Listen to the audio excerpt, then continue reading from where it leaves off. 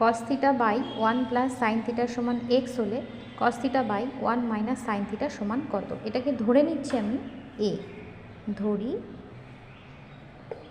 Cos theta by 1 minus sine theta সমান a, বা যাই হোক কিছু একটা ধরে নেব।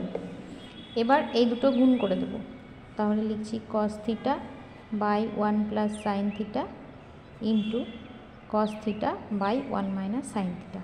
তাহলে ডান দিকেও গুণ হবে, এক্স, এটার মান এক্স আর এটার মান এ ধরেছি। এবার বাম দিকে দেখো কস থিটা গুণ করে কস স্কোয়ার থিটা, আর নিচে এ প্লাস বি ইন্টু এ মাইনাস বি সূত্র হবে এ স্কোয়ার মাইনাস বি স্কোয়ার, অর্থাৎ 1 মাইনাস সাইন স্কোয়ার থিটা, আর ডান দিকে এ এক্স।